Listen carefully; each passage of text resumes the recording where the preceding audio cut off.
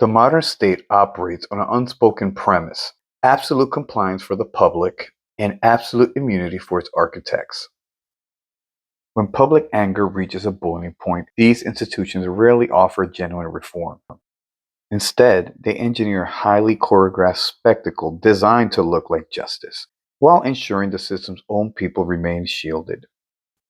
You see this play staged in crowded congressional hearing rooms, where politicians posture for the cameras and photographers capture every rehearsed moment of oversight. Take a figure like Anthony Fauci. In the face of critical questions about gain-of-function research, the oversight ends with a prepared statement and a plea for the Fifth Amendment.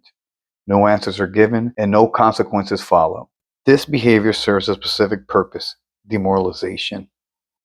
By signaling that accountability is a selective privilege for the elite, the system has effectively evaporated institutional trust and created a power vacuum at the center of society.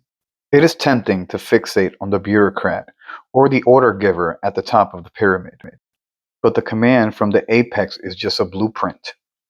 On its own, it's merely speech. Mapping the hierarchy of systemic harm reveals a command requires a conduit.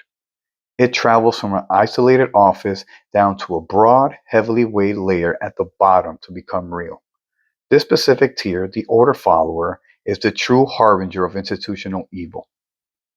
The person at the top provides the theory, but the person at the bottom provides the sweat. They are the hands that actually carve the blueprint into human flesh. Without the low-level enforcer choosing to act, the elite's command would remain as nothing more than a harmless whisper. This archetype exists in every neighborhood. The cashier enforcing the mandate they don't understand, or the neighbor who suddenly found social power the moment they were authorized to put on a uniform. Their core motivation is a desire for safety. To the compliant, the biological relief of obedience is more attractive than the uncertainty of standing alone. They retreat behind bureaucratic shields, lanyards, policies, and job titles to commit passive acts of harm while maintaining the psychological comfort of innocence.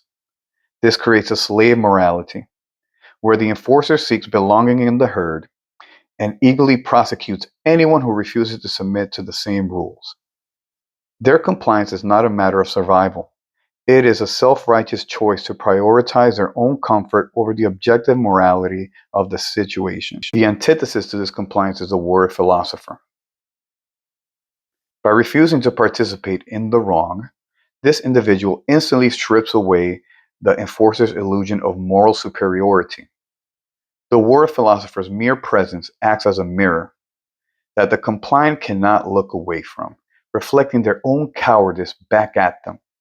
To the order follower, the existence of a sovereign refusal is an indictment to their own submission, which is why they often seek to destroy it. When the theater of the state reveals that the social contract only applies to the governed, that contract effectively dissolves. In its place, the warrior philosopher recognizes an older authority: natural law. Natural law holds that freedom and responsibility are non-delegable. Every action or inaction carries a consequence that cannot be outsourced to an institution or a policy.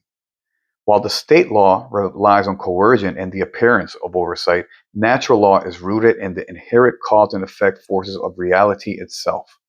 By aligning with these universal principles and refusing unlawful commands, you reclaim your true will, the soul's purpose that no state can grant.